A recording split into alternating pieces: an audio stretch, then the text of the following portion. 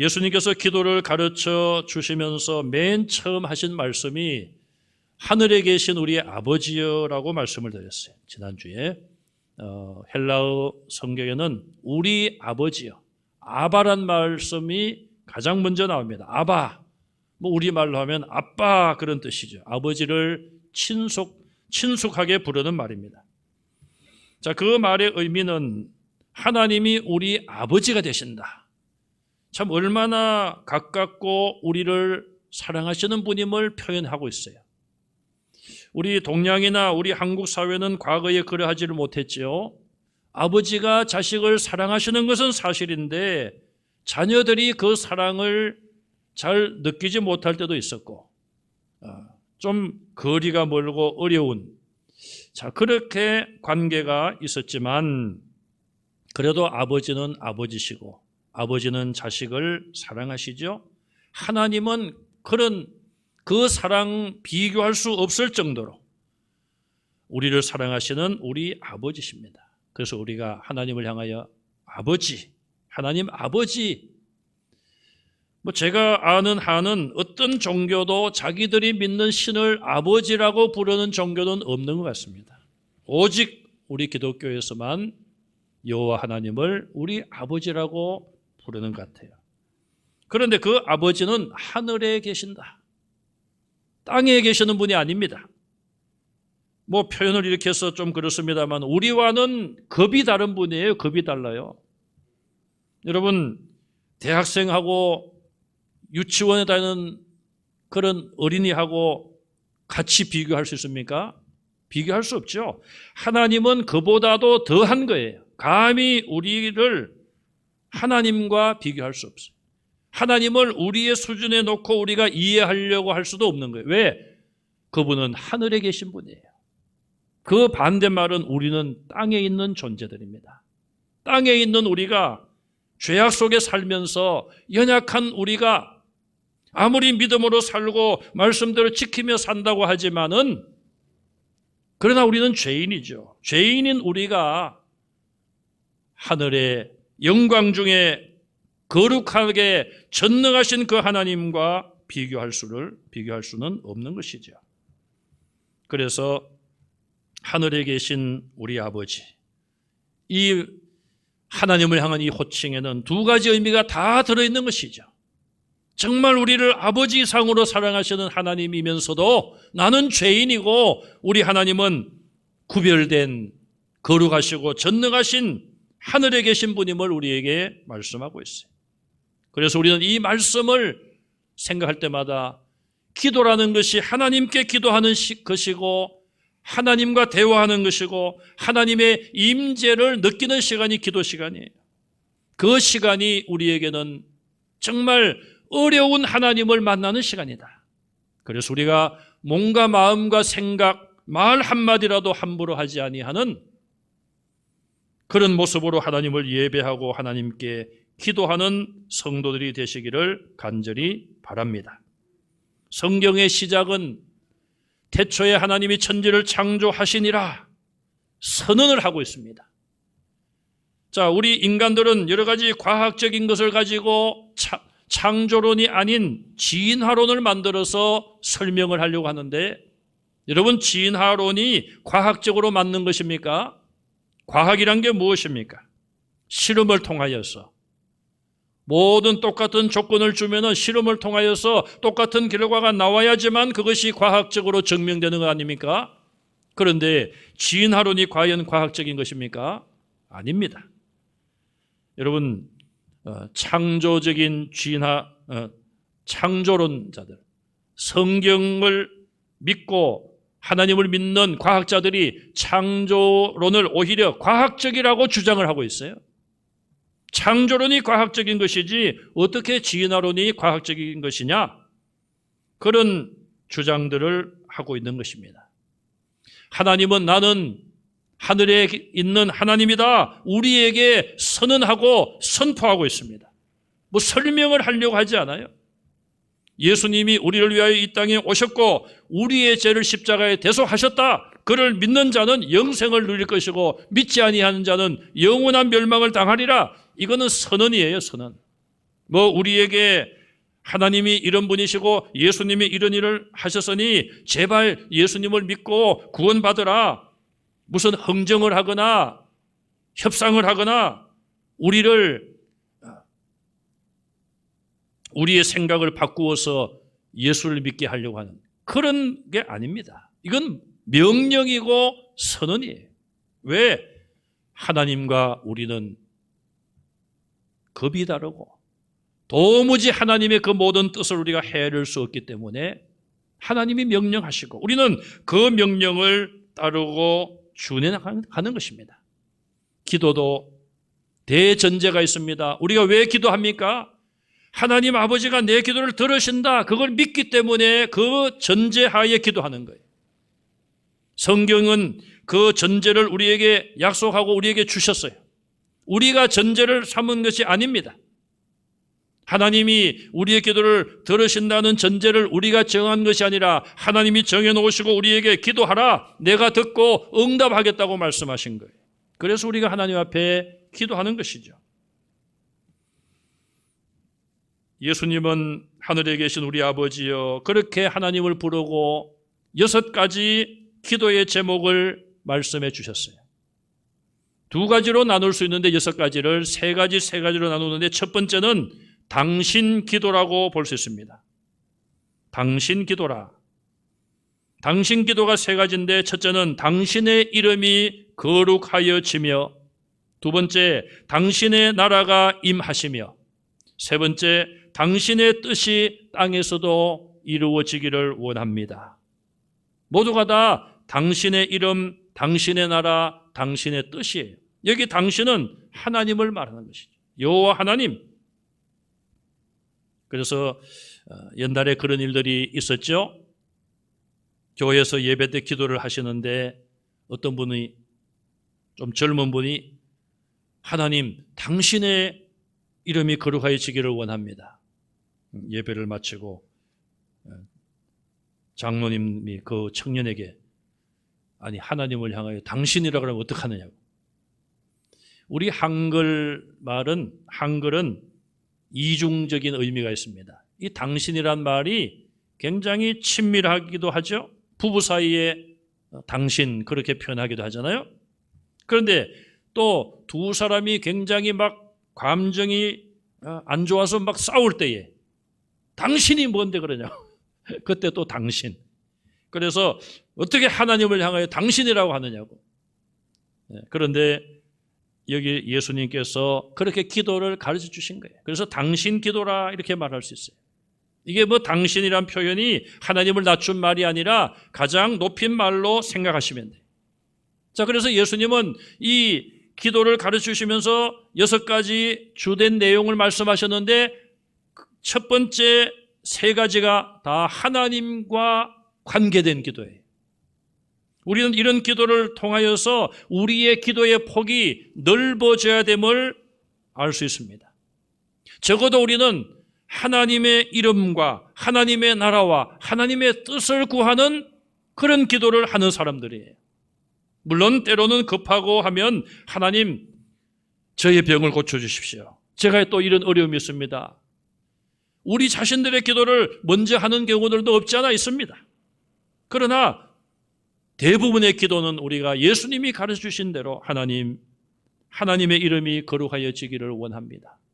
하나님의 나라가 이 땅에 임하게 하옵소서. 우리의 가정에, 우리의 교회에, 이 나라 이 민족 가운데 하나님의 통치가 임하게 하옵소서. 몇 개월 전에 야당에서 어느 당에서 청년들이 이런 캐치플레이를 내세웠다가 많은 사람들로 비난을 당하고 뭐 사퇴를 하고 뭐 그걸 내리고 난리가 났죠. 하나님의 통치가 임하는 나라가 되게 하옵소서.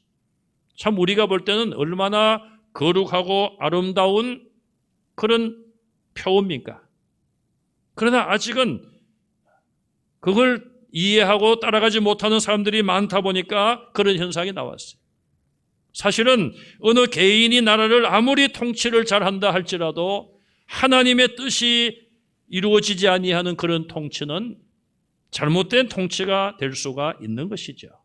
그래서 하나님께서 통치한다고 해서 뭐 직접 통치하십니까? 대통령을 통하여서 지도자들을 통하여서 하나님께서 그들의 마음을 움직이시고 정말 그들이 국민들을 사랑하고 위하는 마음으로 욕심 없이 통치하는 지도자가 되도록 기도하라는 것이죠. 두 번째, 세 가지 기도는 우리 기도라고 말할 수 있습니다. 우리를 위한 기도예요. 그 중에 첫 번째는 오늘 우리에게 일용할 양식을 주시고, 두 번째, 우리가 우리에게 죄 지은 자를 사하듯이 우리의 죄를 사하여 주옵소서. 죄 지은 자를 다른 말로 하면은 우리에게 빚진 자를 용서하듯이 우리의 빚을 사하여 주옵소서. 그렇게 번역할 수 있어요. 세 번째, 우리를 시험에 들게 하지 마옵소서. 악에서 구원하여 주십시오. 이 세 가지는 우리를 위한 기도, 그래서 우리 기도라고 이름을 붙일 수 있습니다. 자, 그러면 이 6가지 기도, 하나님께 대한 3가지, 우리에게 대한 3가지를 기도하는 것으로 끝나느냐? 예수님은 그런 의미로 가르쳐 주신 것이 아니에요. 무슨 주문처럼 외우라고 이 주기도를 주신 것이 아닙니다. 6가지 기도를 통하여서 우리가 우리에게 적용을 하라는 것입니다. 첫째로, 하나님의 이름이 거룩하게 하옵소서. 자, 우리가 그렇게 기도하고 기도와 우리의 삶이 별개가 아니라 하나님의 이름이 거룩해지게 하여 주십시오 기도했다면 우리의 삶이 하나님의 이름이 거룩해지도록 살아야 된다는 거예요. 두 번째, 하나님의 나라가 임하게 하옵소서. 기도만 그렇게 할 것이 아니라 우리 생활 가운데 또 나 자신의 삶 속에 내 마음에 하나님이 나를 통치하시고 우리 가정에 하나님이 가장이 되시고 하나님이 우리 가정을 통치하시고 지배하시고 우리 교회와 이 나라 이 민족을 하나님께서 통치하시도록 우리가 그 역할을 해야 된다는 것이죠. 세 번째, 하나님의 뜻이 이루어지기를 원합니다. 기도만 할 것이 아니라 나의 삶 가운데 성경을 통하여서 또 성령의 감동을 통하여 하나님이 무엇을 원하시는가 그걸 깨닫고 그 뜻이 이루어지도록 힘써라는 것이죠. 네 번째, 일용할 양식을 우리에게 주시며 기도만 할 것이 아니라 일용할 양식을 얻기 위하여 열심히 일하라는 것입니다. 또 하나님, 우리가 우리에게 죄 지은 자를 사하여 준 것처럼 나를 용서해 주십시오. 기도만 그래 할 것이 아니라 정말 기도한 대로 용서하는 삶을 살라는 것이죠. 마지막으로 하나님 나를 인도하시고 시험에 들게 하지 마시고 악에서 구원해 주십시오. 그렇게 기도했다면 우리가 악을 멀리하고 죄를 멀리하고 유혹을 뿌리치는 그런 의로운 삶을 추구해야 된다는 거예요. 요셉과 같이 시험이 올 때에 유혹이 올 때에 옷이라도 벗어젖히고 도망칠 수 있는 그런 결단과 실천의 삶을 살아야 된다는 것이죠. 그런 삶의 적용과 삶의 실천이 없다면 없는 상태에서 아무리 주기도문을 100번을 외우고 하루에 1000번을 외운다 할지라도 그것은 허공을 치는 소리가 될 수밖에 없는 것입니다.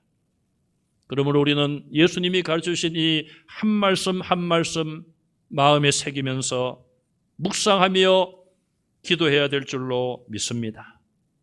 유대교의 유대인들은 18가지 주제로 기도를 드렸어요.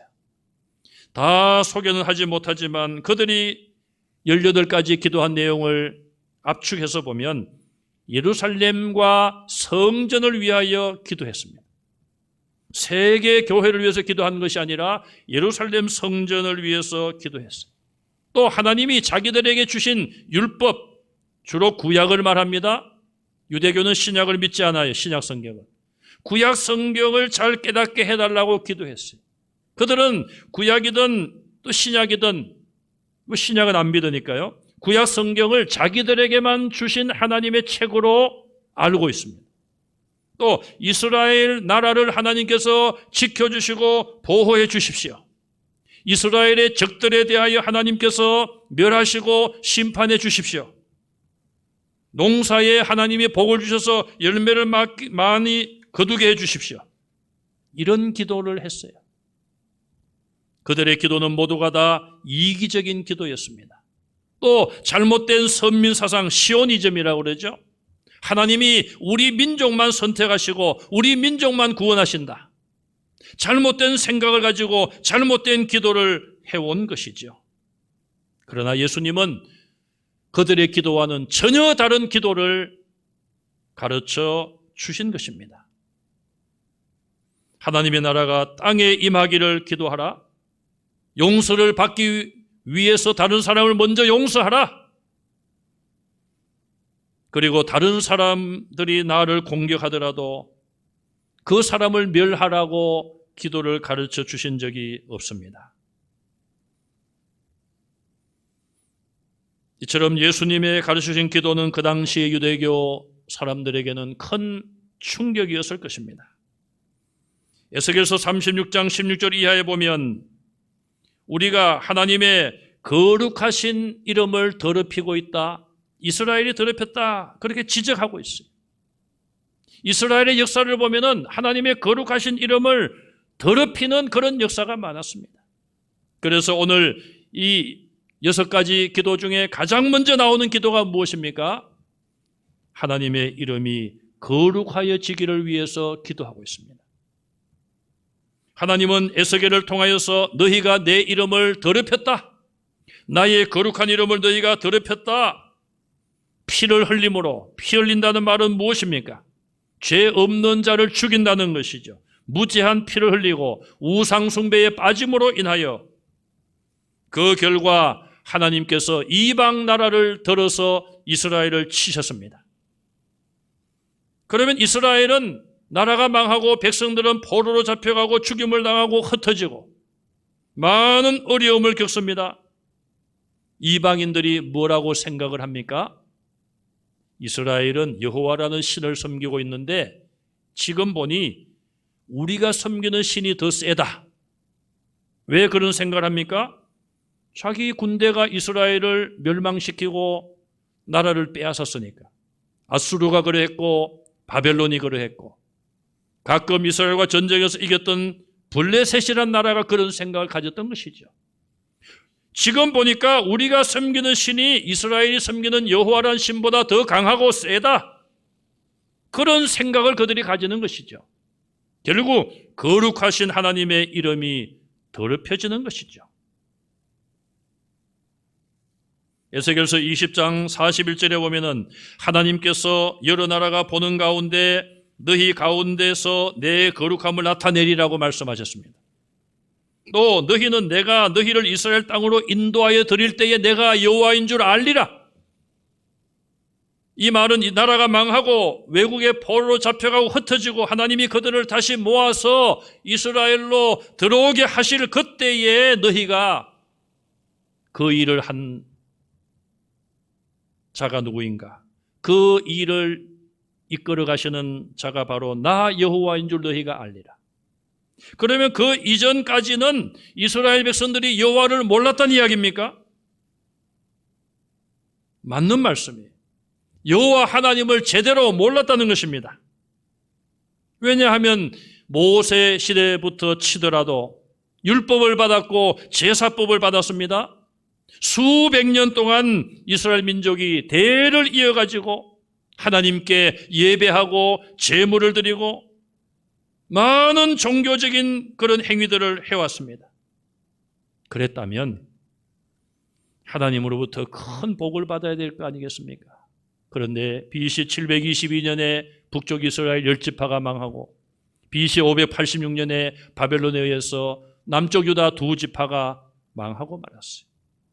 수백 년 동안 하나님께 제물을 바치고 하나님이 정하신 제사의 규례를 따라 제사를 드리고 절기를 지키고 일주일에 한 번씩 안식일을 지키고 금식하고 11조를 드리고 수백 년 동안을 그렇게 살았다면 하나님의 약속대로 1000대까지 이르러 복을 받아야 되지 않겠어요?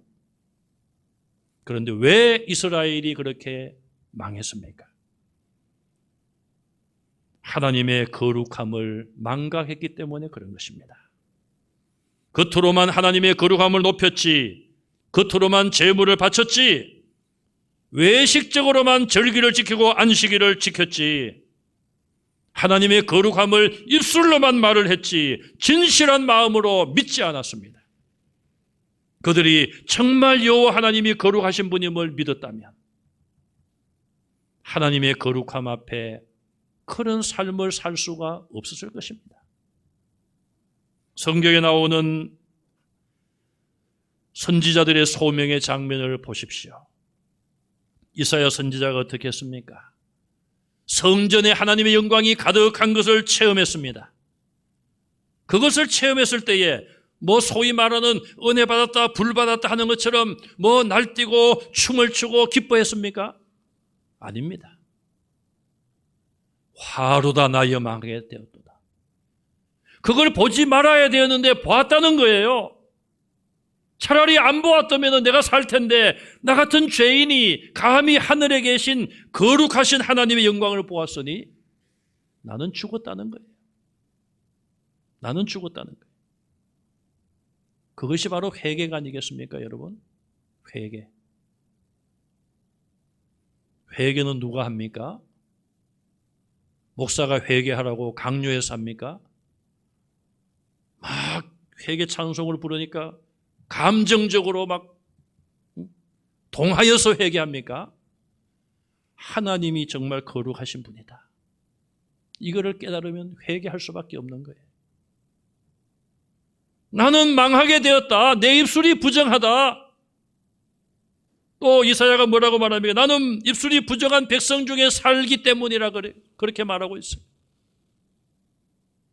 자기도 입술이 부정하다고 고백을 했을 뿐 아니라 입술이 부정한 백성 중에 살고 있다. 무슨 이야기입니까? 죄 가운데 살기 때문에 우리는 다 죄인이란 말이에요. 이사야는 하나님 나는 죄인입니다. 나는 이제 죽습니다. 회개지요. 회개. 진실된 회개. 하나님이 그때 천사를 보내서 제단 숯불을 가져다가 그의 입술에 대시며 이제 너의 악이 제하여졌느니라. 진심으로 회개하면 우리 하나님께서 우리의 죄를 깨끗하게 씻어주실 줄로 믿습니다. 이사야가 언제 하나님의 부름에 응답했습니까? 깨끗함을 받은 이후에 내가 누구를 보내며 누가 우리를 위하여 갈고 그때 이사야가 깨끗함을 받은 이후에 내가 여기 있나이다. 나를 보내소서. 내가 부족하고 입술이 부정하여 하나님의 거룩함을 보고 나는 죽게 되었지만 이제 하나님이 내 죄를 사하여 주셨으니 내가 부족하지만 하나님 나를 써주십시오. 이사야가 그때부터 하나님의 일을 한 거예요. 그러므로 하나님의 임재를 체험하지 못하고 거듭남을 체험하지 못하고 형식적으로만 입술로만 하나님의 거룩함을 말하고 내세우고 그렇게 하나님의 일을 하다가 다 잘못되고 다 멸망의 길로 가고 실패하고 맙니다. 코로나19 바이러스가 우리나라에 이렇게 오랫동안 괴롭히게 된 것, 세계적으로 다 이렇다고 말할 수도 있지만 신천지가 출발점이었습니다. 신천지는 중국 우한에 교회가 있었고 거기에서 들어온 자들이 결국 대구 경북 지역에 이 질병을 퍼뜨렸습니다. 신천지의 교주 이만희 씨, 그 한 사람의 잘못으로 인하여 수많은 사람들이 고통을 겪고 있고 수많은 가정의 부모들이 마음의 상처를 가지고 있어요. 왜? 자녀들이 집을 떠나서 돌아오지 않고 있습니다. 그러더니 인터콥 상주 BTJ 열방센터 인터콥의 본부에 최바울이라는 대표, 우리나라 이름은 최한우의 한우, 한번 들으면 잊어버릴 수가 없어요. 수입 소고기가 아니라 한우의 한우, 최한우. 잘못된 어떤 신학적인 사상을 가지고 있어요. 한국교회 목사들도 잘 모르고 성도들이 거기 참여하면서 영향을 받고 그러더니만 또 IM 선교회 마이클 조, 저는 개인적으로 이름을 영어 이름 같은 거 이런 거 하면서 두 가지 쓰는 사람 별로 좋아하지 않아요. 뭐 조 무슨 목사님도 조 다윗이라고 하더니만 그럼 이름대로 살아야죠. 다윗처럼 살아야죠. IM 선교회 마이클 조, 뭐 국제 학교들을 전국적으로 세우고, 여러분 왜 그런 일들이 자꾸 일어날까요? 물론 우리나라 공교육에 어려움이 있고 문제가 있으니까 믿는 부모님들이 좀 더 잘해보려고 하는 생각 이해합니다. 네, 이해해요. 그러나 저도 몰랐습니다. 뭐 국제학교 가끔 뭐 이렇게 봤지만 그렇게 그 한 사람으로 인하여서 많은 학교들이 세워지고 한 달에 학비가 95만 원에 입학금이 300만 원이래요. 저는 개인적으로는 그런 생각을 해요. 그런 일을 하려면 좀 경제적인 능력이 있는 사람이 전국의 우리 크리스찬 가운데 가정이 어렵고 참 어려운 환경 속에 있는 학생들이 얼마나 많아요. 그런 좀 학생들을 위해서 좀 저렴한 학비를 받든지, 뭐 지금 고등학교도 지금 무상교육 아닙니까? 지금 우리나라가. 어쨌든. 그런데 그렇게 사교육 기관을 만들어가지고 뭐 성경을 가르치고 뭐 교리를 가르치고 좋습니다. 좋은데 우리가 과거에 이 코로나가 이런 상황이 오기 전에는 우리가 참 조심하면서 예배를 드렸지 않습니까? 그런 가운데서 뭐 환자들이 이렇게 확산된 거 어떡하겠어요? 조심하고 했는데, 그럼 서로가 우리가 이해하고 격려하고 기도하고 치료받고 나면 되는 거예요. 그때는 우리 국민들이 그렇게 교회에 대해서 그렇게 많은 비방을 하지 않았어요. 근데 지금은 상황이 다르지 않습니까? 교회가 뭐 국을 하다시피 20명 모이던 거를 국을 하다시피 해서 10%, 20%, 뭐 단계에 따라 30%, 50%. 여러분 이게 말이 됩니까 지금?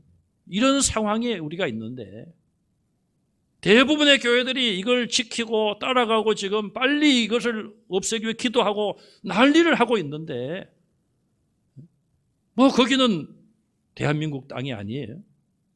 20명씩 뭐 방에 때려놓고. 제가 왜 이런 말을 합니까? 뉴스에 보니까요, 광주 안디옥 교회 주민들이 몰려와서 교회 벽에 막 계란을 던지더라고요. 보니까 합동층 마크에 십자가 중간에 있는데 그게 예수님의 십자가 상징 아닙니까? 왜 사람들이 잘못하여 하나님의 거룩한 이름을 욕되게 합니까? 주님의 피가루 세우신 교회 아니에요? 왜 한 사람의 지도자가 잘못되어서 그렇게 만드는 거예요? 우리가 아무리 소리 높이 하나님을 찬양해도 하나님의 거룩함은 이미 거룩함으로 존재하는 거예요. 우리가 착각하지 말아야 됩니다. 우리가 뭘 하나님을 높이 찬양한다고 하나님의 거룩함이 높아집니까? 하나님의 거룩함은 그대로 있는 거예요. 누가 뭐라고 해도 거룩함은 있는 거예요. 여러분 자녀들이 잘못된 자녀들이 부모님을 인정하지 아니하고 선조들을 인정하지 않는다고 그렇다고 해서 그 부모님과 선조의 위치가 없어지는 것입니까? 그대로 있는 거잖아요. 우리가 부모님 하나님을 아버지라고 부르면서 그 거룩한 이름에 욕되게 하지 말아야죠. 그래서 우리는 하나님의 이름이 거룩하여 주옵소서. 에스겔서에서 말씀하신 것처럼 하나님이 하시는 일이에요. 하나님 자신의 거룩함을 내가 이제는 더 이상 볼 수 없다. 내 이름이 거룩한 이름이 욕되게 되는 것을 더럽혀지는 것을 참지 못하겠노라. 하나님이 하신다는 거예요. 우리가 할 일은 무엇입니까? 하나님의 거룩한 이름을 높이는 것이 아니라 그 거룩한 이름이 더럽혀지지 않도록 사는 것이 우리의 삶을 통하여 우리의 열매, 모든 것은 열매로 나타나는 거 아니겠어요? 열매가 하나님의 거룩함을 손상시키지 않도록 우리는 그렇게 기도해야 되는 것이죠. 오늘 우리는 하나님의 거룩한 이름을 다시 한번 생각하시고 하나님은 오늘도 하나님의 거룩함을 위해서 일하고 계십니다.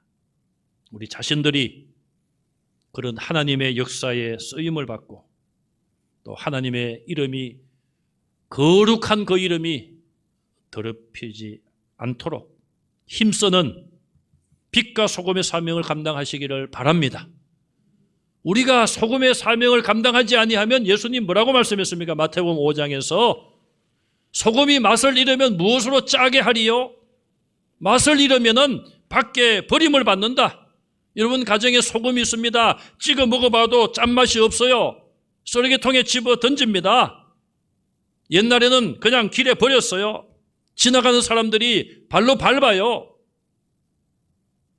소금을 바른 것이 아니라 하나님을 믿는 자녀들을 바른 것이죠. 그럼 하나님의 거룩한 이름이 밟힐 수 있다는 것이죠. 여호와의 거룩하신 이름을 우리가 더럽히지 않도록 우리의 마음과 우리의 삶이 하나님 보실 때에 거룩하게 되시기를 주님의 이름으로 축원합니다.